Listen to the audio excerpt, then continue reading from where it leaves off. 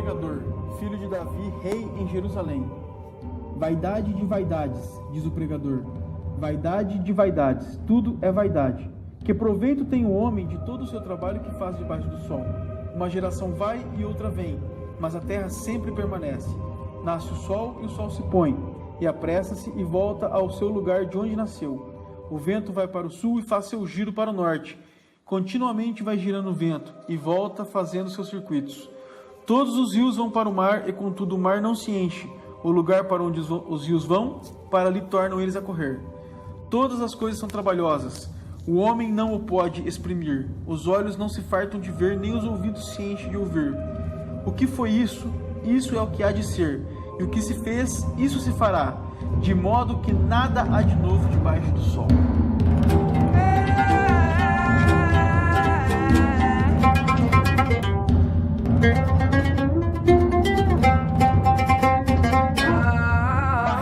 Vamos fazer hoje um podcast extremamente intelectualizado. O que eu falo desse podcast, cara? Cara, acho que é existencial, né, cara? Existencial.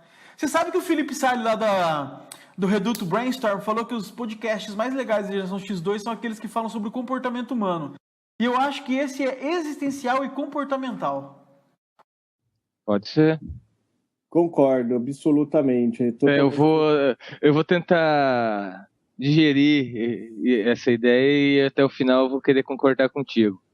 Como vocês já perceberam, eu já li um trecho aqui de um livro que foi escrito quando, Marreco? Fala aí, cara, que eu não sei. Pô, não sei também, cara. Acho que século 3 a.C.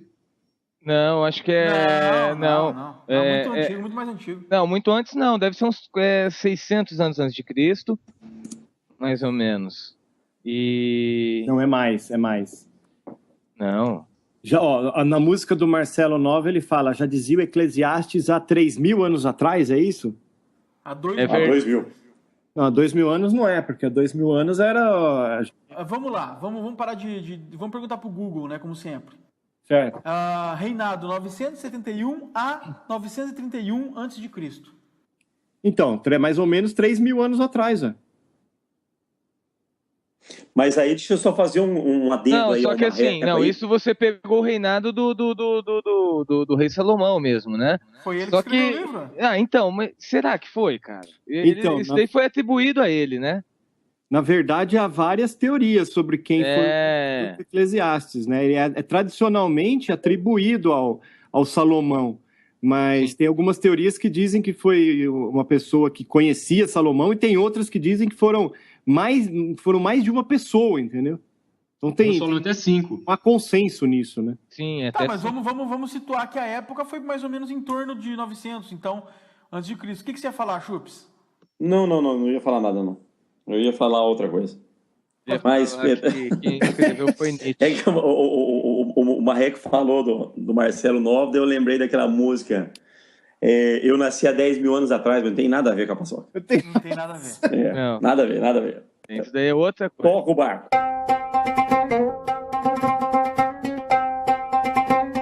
Como vocês já perceberam, nós vamos hoje gravar um podcast onde estaremos, vamos falar no gerúndio para ficar bonito, estaremos analisando o livro Eclesiastes, escrito, segundo alguns há 3.000 anos atrás, mais ou menos, podemos chegar mais ou menos a essa conclusão. E para falar sobre Eclesiastes hoje, nós vamos ter várias vertentes, cara. Vai ser muito louco esse podcast. Então vai ter a vertente, vamos dizer, religiosa, que é do Marreco. Por que é minha religiosa?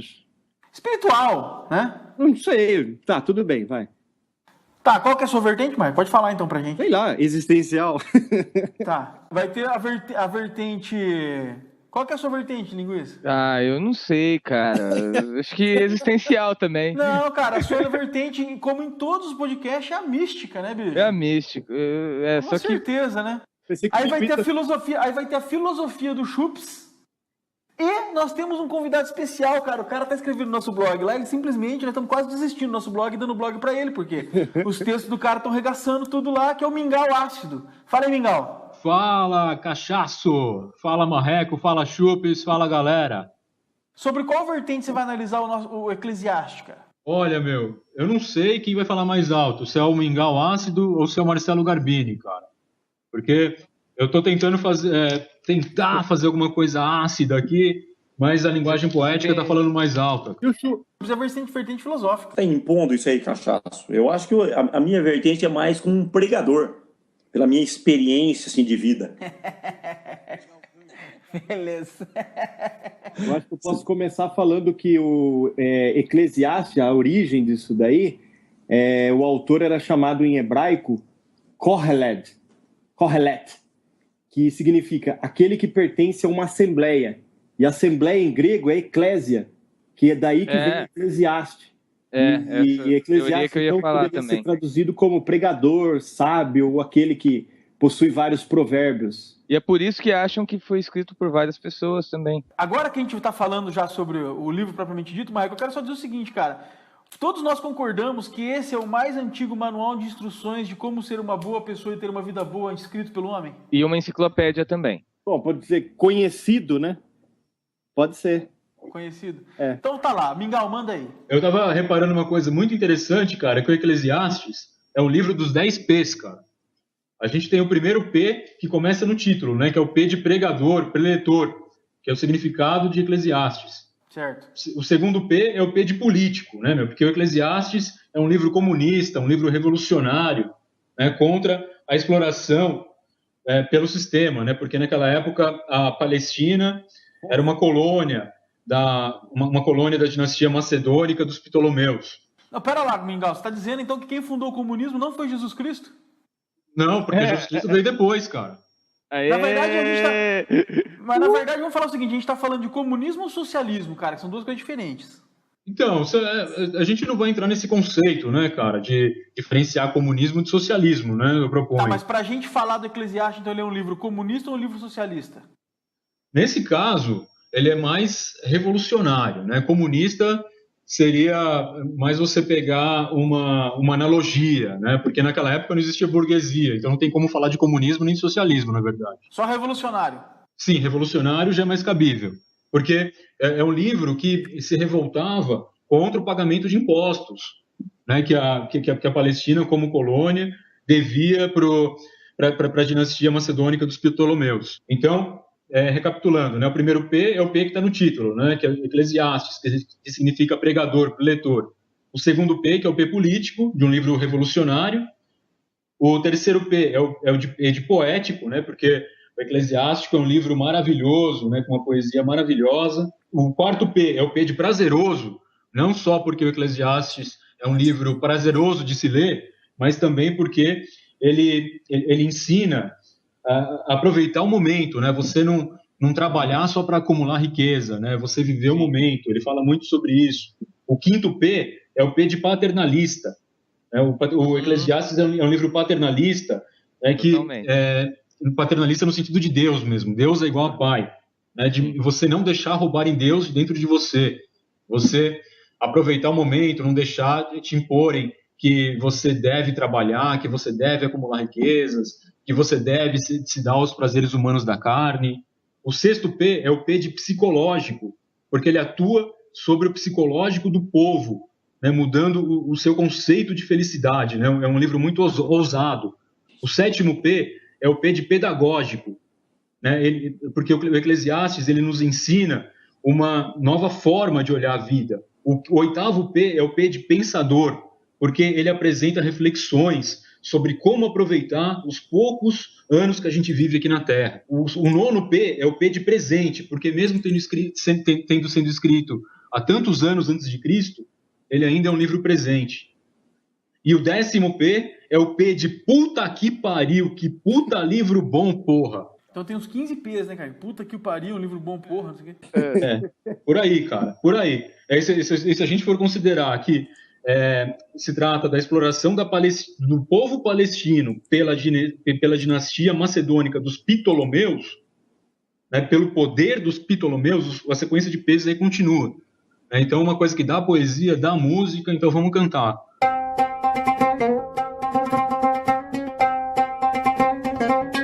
Não concordo com 2P aí, né? Mas o político, por razões assim que eu nunca tinha pensado nesse lado político, então não vou entrar em detalhes, mas o que eu mais discordo é a parte que é um livro prazeroso, cara.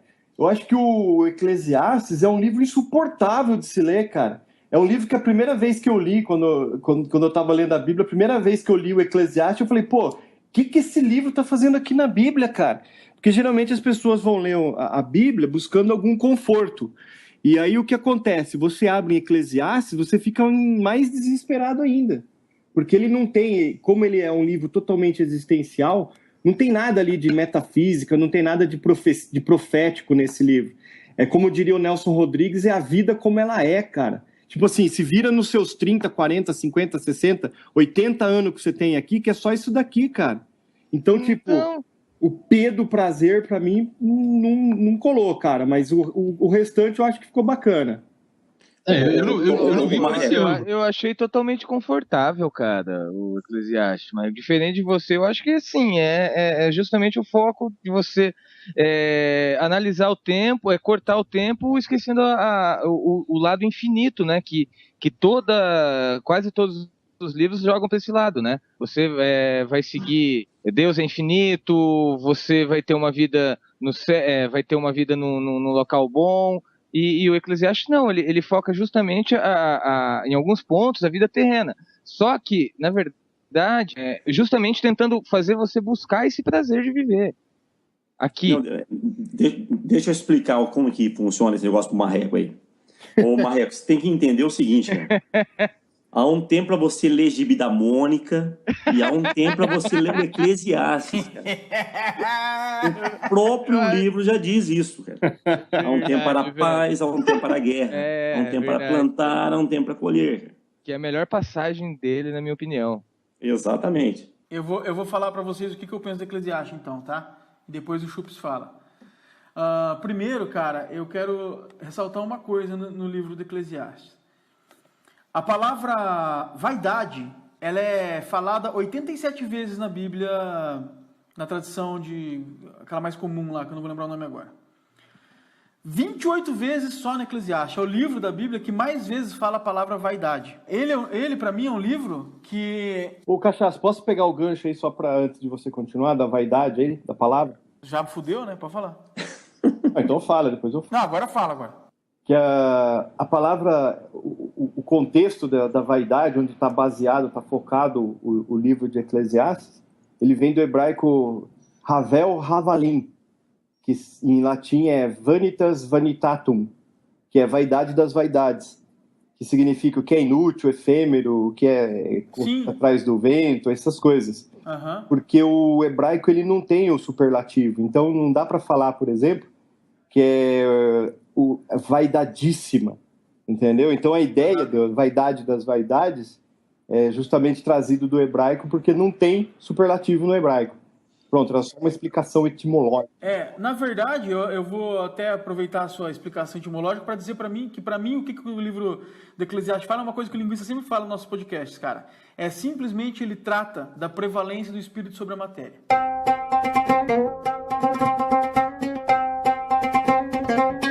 O que eu acho mais louco nesse livro, cara, é que eu acho ele bastante contraditório, cara, tá? Porque contraditório com a teoria que se fez sobre o que a Bíblia ensina. Eu não tô nem dizendo que é isso que ela fala, entendeu?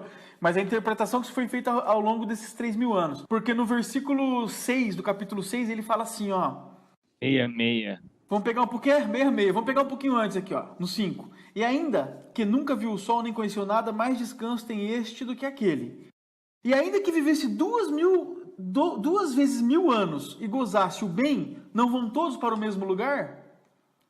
Que lugar que é esse? Ele está falando aqui que adianta você ficar trabalhando, guardando, acumulando riqueza, não sei o que, porque um descansa mais, outro descansa menos, não sei o que lá. Depois ele conclui assim, e ainda que vivesse 2 vezes 1.000 anos e não gozasse o bem, não vão todos para o mesmo lugar? Quando acaba o jogo de xadrez, meu amigo, o peão e o rei vão tudo para a mesma caixa. Então, eu tô dizendo aqui que eu acho que ele é um pouco contraditório com o conceito de vida eterna, cara. Uhum. E eu acho que o Eclesiastes, ele traz uma mensagem do tipo assim, que o Marreco falou no começo ali mesmo. Você tem 50, 60, 70 anos, 80 anos, meu amigo. Se vira aí que é isso que você tem, cara. Na hora que acabar isso aqui, vai passar a regra e vai pra conta. Pô, mas vocês já pensaram, que viver intensamente a vida, né, viver a eternidade de um único segundo intenso é melhor do que viver todos os segundos eternamente? Eu acho que é isso que fala o Eclesiastes. Né? você viver... Deus colocou a eternidade no coração do homem, sem o homem saber que essa eternidade existe, né? Ou seja, para mim isso significa você aproveitar cada momento, não ficar acumulando riqueza, não ficar sendo escravo do trabalho, do dinheiro, do prazer, né? do prazer como ele é imposto pelos outros, né? E não do real prazer como ele significa para você. Então, o conceito de eternidade que eu vejo é esse. É legal o que o Cachaço falou, que ele falou a respeito de ser um livro que se contradiz até alguns outros ensinamentos que você encontra nos outros livros bíblicos. Mas até mesmo dentro do próprio Eclesiastes existem contradições. Por exemplo, ele vai falar para você que o jovem tem que curtir a vida ao máximo e depois, mais para frente, ele vai falar, não, mas tudo que você fizer, cuidado, que você vai ser cobrado disso. Então, a gente pode até comparar com aquela expressão Catch-22, que existia durante a Segunda Guerra Mundial, onde a Luftwaffe, é Luftwaffe que fala, Cachaço, da Força Aérea Alemã? Sei lá, cara. Luftwaffe. A Força Aérea Alemã era muito superior à Força Aérea Britânica, a Força Real Britânica. Então, quando os soldados, os aviadores ingleses, iam para a batalha aérea contra os alemães, eles poderiam alegar que eles estavam loucos, alegar insanidade. Aí eles não precisavam voar na batalha. Só que a batalha, naquele momento da guerra, já era um negócio tão insano por si só, que a pergunta que ficava era, o cara alegando insanidade, ele não era mais são do que aqueles que estavam indo para a batalha? Ou seja, em outras palavras, de Ney Mato Grosso, se correr o bicho pega, se ficar o bicho come. Então essa contradição não apenas existe com outros livros, que não tem essa parte, como é um livro que não tem essa parte metafísica, não tem a parte profética, é um livro só existencial mesmo, que está aqui, dentro da vida que a gente conhece com os nossos olhos. E aí ele se contradiz dentro do próprio livro, cara. Então é muito... mas esse exemplo que você deu, eu discordo, cara, porque o fato dele falar que você tem que viver plenamente quando você é jovem não quer dizer que você tem que fazer as coisas erradas, entendeu? Sim. Eu plenamente... Então, mas eu acho que o plenamente... A vida não é que você vai ter que fazer todas as coisas erradas. Então ele não se contradiz, cara. Ele fala, cuidado com o que você fizer, só isso. Pode viver plenamente, pode curtir muito, mas não vai fazer cagada. Sem contar o tanto de tradução que houve nesse processo até chegar aqui plenamente pra gente saber a origem da palavra, né, cara? E o plenamente, muitas vezes, eu acredito que é assim, o plenamente pra mim tem um sentido de plano, de tipo assim, vive centrado, viva gozando esses momentos, mas assim, exaltando aquilo que você tem de bom, muitas vezes. Ô, Chups, você tá muito calado hoje. Não, tô acompanhando a discussão aí. Mas... nós já tivemos essa discussão antes no podcast. Se você ficar acompanhando essa discussão ouvindo, você não tá participando do podcast. É melhor ouvir depois. O Chups nunca ouviu um podcast nosso, velho. Ele não ouve. Não, já ouvi. O linguista não vê o blog, tá? Então bom. Mas eu ouvi todos os podcasts até hoje. Mas e aí, cara? O que vocês me falam dessa parada, bicho? O livro do Eclesiastes tem 28 vezes a palavra vaidades, cara. Eu acho, na minha humilde opinião, que o grande mal da humanidade é isso, cara, sabe? Tipo... Tudo é por causa disso, entendeu? Quando você consegue vencer isso, e vou dizer assim, não é que ninguém consegue, mas eu não conheço ninguém que tenha conseguido até hoje, nunca consegui conhecer alguém assim. Eu venci a vaidade. Tá. Quando você conhece, eu continuo falando que eu não conheci ninguém. Quando você consegue vencer esse vício, esse mal, que é a vaidade, você em tese se tornaria o quê? Um entre aspas, Jesus Cristo, cara. Sim. E daí, cara? Jesus foi um cara que venceu isso aí. Você conhece mais alguém? Tem mais algum case de sucesso? Ô, louco, cara. Você nunca assistiu Star Wars? Nunca viu o Mestre Yoda? Cara, eles são muito mais antigos do que o Eclesiastes. É uma galáxia muito distante há muito tempo atrás. Tá, e no mundo real, fora do mundo de Bob? Ah, cara, Dalai Lama. Provavelmente, se não venceu, tá perto. Aqueles monges tibetanos. Deixa eu ver. Madre Teresa.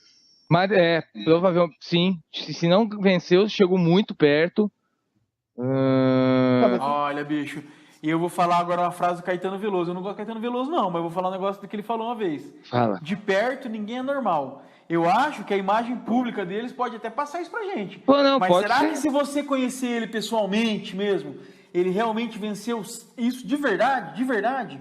A Madre Teresa também, entendeu? Não, com certeza, tô falando. Se não venceu, chegou perto. Pelo menos assim, pelo... Eu vou falar um exemplo pra você que eu acho que venceu a vaidade que, tipo assim, é o segundo que Jesus Cristo tá na Terra, o cara é foda, cara. Vou falar pra você.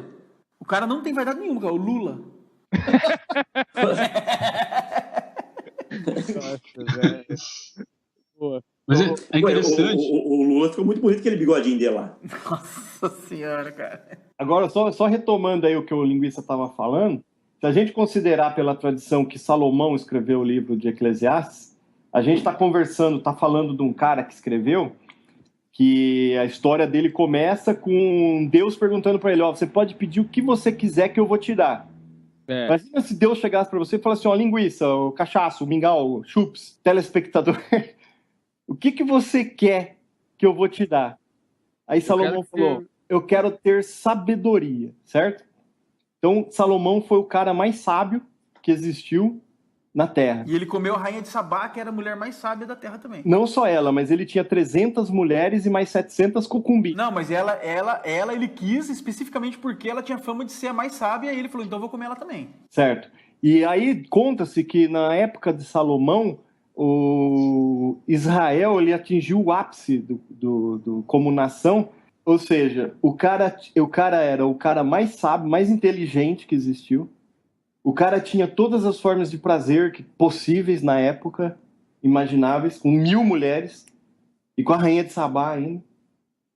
E o cara era rei, próspero e tudo.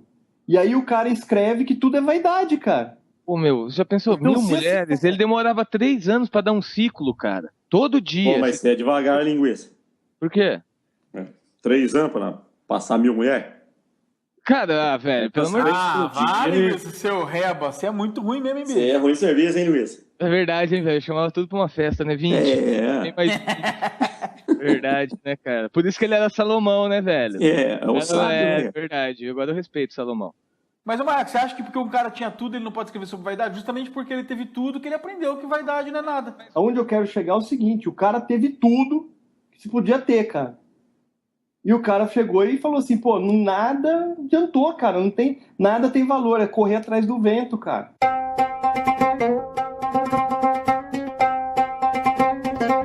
Ô, Espeto, o que você fala do livro Eclesiastes, cara? Meu, o Eclesiastes é um livro que eu sempre cito nas minhas aulas. Eu vou contar por quê. Eu sou professor de matemática e sempre tem um aluno que, só para vocês terem uma ideia, às vezes estou explicando equação do primeiro grau, aí o aluno vai e pergunta uma questão sobre equação do segundo grau. Aí eu sempre lembro o Eclesiastes, né? Aí quando o aluno faz uma pergunta desse tipo, eu falo assim, você já leu o Eclesiastes? Aí fica aquele silêncio, todo mundo esperando o que o aluno vai falar, né? Aí, não, geralmente o aluno não leu, geralmente é um jacuzão. Aí eu falo, então leia. Você vai pegar o Eclesiastes. Aí eu pergunto, você sabe o que é o Eclesiastes, né? Sempre tem um cabeção que não sabe. Eu falei, é um livro da Bíblia. Então você vai chegar em casa, vai pegar o Eclesiastes, capítulo 3, versículos de 1 a 8. Aí lá vai estar falando mais ou menos assim. Há um tempo para plantar, há um tempo para colher. Há um tempo para a paz, há um tempo para a guerra. Há um tempo para falar sobre equações do primeiro grau e há um tempo para falar em equações do segundo grau. Aí a galera cai na risada, né? Porque eu estou citando um livro da Bíblia relacionado com um assunto ali, né?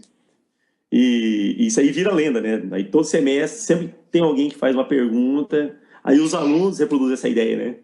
Falei, Eclesiastes, professor, já para falar para o aluno. Eclesiastes. Qualquer pergunta, os caras já metem o Eclesiastes no meio. Né? O Eclesiastes ele tem entre os meus 4 livros preferidos da Bíblia, né? Juntamente com Salmos, Provérbios e Cântico dos Cânticos. Você, pelo que eu li seus textos, você é meio comunistão, né? Sim, eu já fui militante do PSTU e já rompi com o PSTU para ir para a Liga Bolchevique Internacionalista, cara. Eu era xiita e chato. Mas e agora? Você é o quê? Agora eu sou só chato, deixei de ser xiita. Mas da onde que você tirou que o Eclesiastes é um livro revolucionário? Justamente porque os autores do Eclesiastes, que eu acredito que seja mais de um, eles incentivam o povo a não pagarem os impostos, o povo a não se dedicar só ao trabalho. Isso não era o que as famílias que dominavam na época queriam. Né? As famílias que dominavam na época, elas queriam justamente que o povo trabalhasse, que o povo se mantivesse de acordo com as regras do sistema. O Eclesiastes vem com uma linguagem dialética para romper com tudo isso. Né? O Eclesiastes ele destrói para construir, destrói o velho conceito de vida e propõe um novo. É nesse ponto que eu considero o Eclesiastes um livro comunista, um livro revolucionário. Tá, mas olha só como você continua sendo xiita, né, cara? Só porque o negócio é revolucionário, você acha que ele é comunista. Não, eu acho que o comunismo... Aí... Por que ele não pode estar sendo meritocrático, republicano? Também. Não, republicano não, porque a gente não tinha essa ideia de implantação de uma república. Republicano eu tô querendo falar de extrema-direita americana, entendeu? Não. Muito pelo contrário, é um livro de esquerda. Mas se você não quiser usar o termo comunista, você pode se restringir ao revolucionário. Né? O termo comunista realmente é um termo polêmico. Né, Aí tá fora do lugar, né, cara? Como você mesmo já frisou no começo, né? Não sei. Pelo fato de não existir burguesia na época, a burguesia ela só surgiu com o advento da Revolução Industrial, né? Não existia nem mercantilismo, né? Estava muito distante, quanto mais indústria, né? Não existia mais-valia, não existia produção per capita, não existia nenhum desses conceitos. Então, se você for levar a palavra comunista ou socialista ao pé da letra, você não vai conseguir encaixar para definir o Eclesiastes. Mas, se você for entender como o levante de um povo contra as ideias pré-estabelecidas nesse sistema, aí sim é cabível o termo comunista. Até mesmo porque... Não, pera lá, eu quero perguntar um negócio para você, então. Um povo não pode, sobre os conceitos de uma direita, por exemplo, se revolucionar contra uma dominação existente, como, por exemplo, aconteceu na União Soviética. O que é isso daí? Por que a Revolução do Povo tem que ser taxada de comunismo? Não entendo, cara. Não, a Revolução do Povo não tem que ser taxada de comunista. Mas a partir do momento que você preza, que você luta pelo bem comum, que eu vejo muito nisso no Eclesiastes, né, e partindo-se do princípio que comunismo deriva de colocar em comum, assim como socialismo deriva de colocar em social, que etimologicamente é a mesma coisa, aí sim é cabível esse termo para o Eclesiastes. Né? Você não vai empregar o termo comunista no sentido marxista, mas sim no sentido etimológico da palavra. Essa é a minha visão. Né? Passa a ficha para mim, por favor, da Juventude Bolchevique. Da Liga Bolchevique?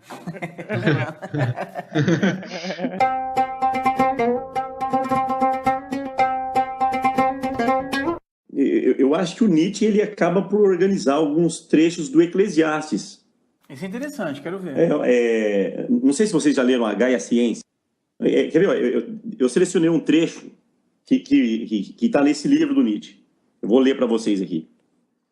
E se um dia ou uma noite um demônio se esgueirasse em tua mais solitária solidão e te dissesse: esta vida, assim como tu vives agora e como a viveste, terás de vivê-la ainda uma vez e ainda inúmeras vezes, e não haverá nela nada de novo.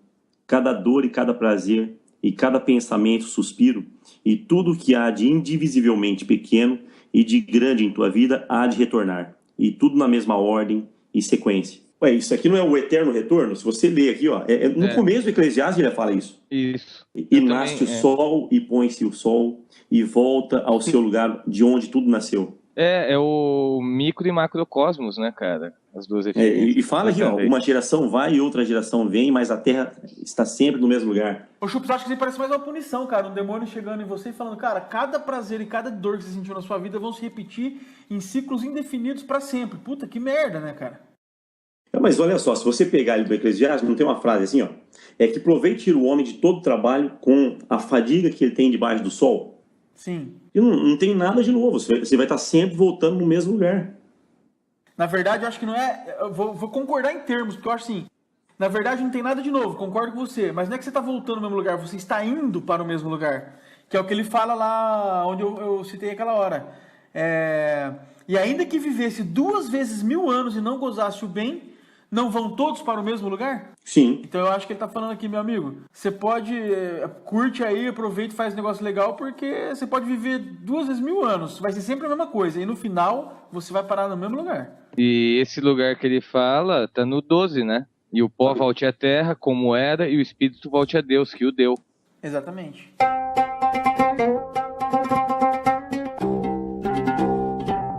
Eu acho que a gente pode conversar sobre justamente a parte que o Eclesiastes bate muito na tecla, é que não existe o prazer quando você realizar alguma coisa, mas que o prazer, o que a vida está no enquanto fazer. A gente pode falar um pouquinho dos workaholics que não aproveitam... Ô, Marreco, você falou um negócio muito bem legal aí com a questão do workaholic, né, cara? Que a questão não é o ter, a realização em si. A questão é o enquanto você estava fazendo aquilo. O que você fez para chegar naquele ponto ou conseguir aquela situação que você idealizava como um ideal de felicidade. Concorda comigo? Concordo. Aí eu te digo, cara, para muitas pessoas hoje, a felicidade está no ter, né? Eu quero ter uma casa grande no condomínio, um carro bonito e eu quero fazer isso, quero fazer aquilo. E no quando, né? E no quando, inclusive. E para fazer isso, o cara abre mão de viver. Uhum. Então tem um negócio que eu acho que é legal, que é assim, cara, ó. Se você trabalhar 12 horas por dia e não comer pizza final de semana, e não tomar cafezinho expresso, que é mais caro que os outros, e não tomar água mineral, que é mais cara que não sei o quê, e não fazer isso, não fazer aquilo, não sei o quê, quando você tiver com 60 anos, você vai ter R$1.537.232. Aí você pode comer pizza final de semana, tomar café expresso, e, porra. Você pode fazer isso agora, né, cara? É que a diferença é que lá o cara já não vai degustar tão bem. Então, assim, até que ponto isso compensa? A gente olha aí, o Mingau, você que é comunista.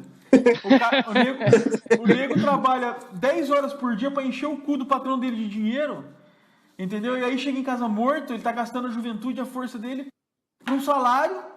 Tipo assim, cara, não sei se vocês já assistiram aqueles Zeitgeist, né? Já. Tem vários documentários. Tem um que fala sobre o dinheiro, né, cara? E é o 2, esse aí. Que o dinheiro não existe. Atento. Eu assisti aquilo lá, velho, eu fiquei com vontade de me matar, cara. Falei, porra, eu sou um escravo moderno, cara. Sério mesmo que eu sou um escravo moderno? Ó, para tirar um pouco desse estereótipo de comunista aí, né? Porque eu acho que atualmente eu não tenho mais isso, né, meu? Eu evoluí, né? Porque dizem que até os 30, uma pessoa que é comunista é inteligente, né? Depois dos 30, quem é comunista é burro.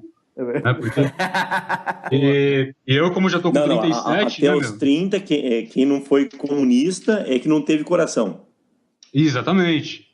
Não teve numa certa idade, é inteligente você entender que existe uma exploração social, você se revoltar contra isso, mas com o avançar dos nossos dias vividos, a gente vai percebendo que não é a melhor forma de você colocar suas ideias, né, meu? A gente precisa ser mais sutil, e o comunismo no sentido marxista, né? Eu digo, a revolução proletária, a revolução armada, ela é muito brusca.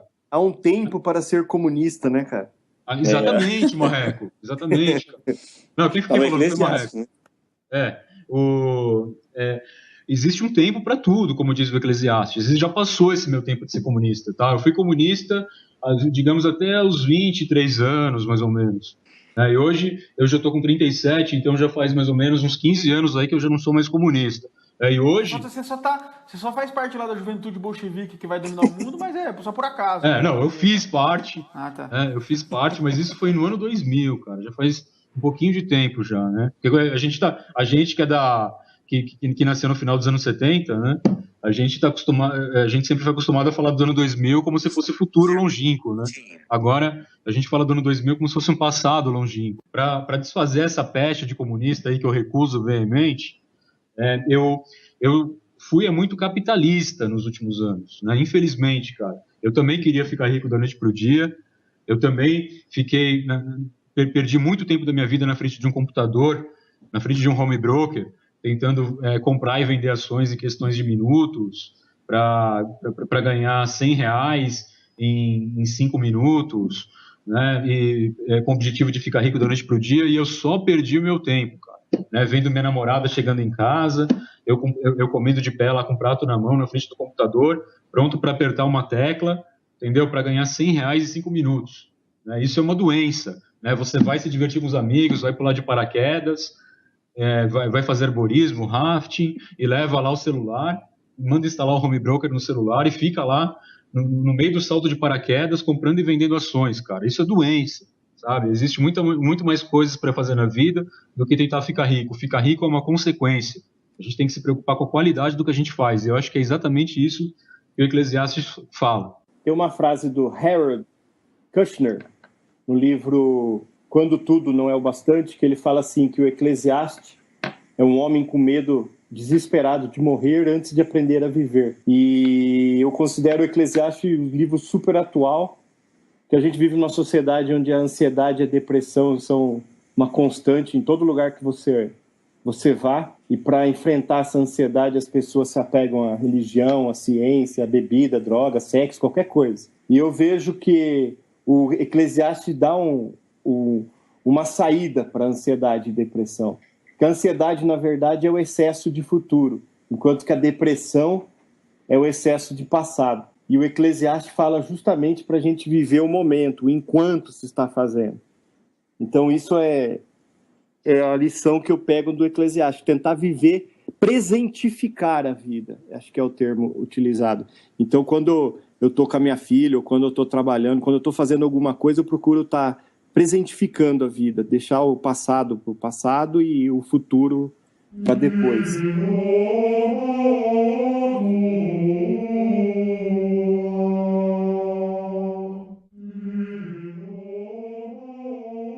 Bom, eu espero que ninguém tenha achado machista aquela colocação que eu fiz sobre a avaliação da mulher enganosa, né? Porque apesar dele falar que de cada 1000 homens ele encontra um que tem juízo, e em todas as mulheres ele não encontra nenhuma, né? Foi porque ele tomou o toco de alguém, né, cara? Nesse momento, assim, né? Certeza. Isso aí foi final de baile, tá ligado? Balada. Isso daí é a prova que o Salomão não escreveu essa porra desse livro. Vou falar por quê.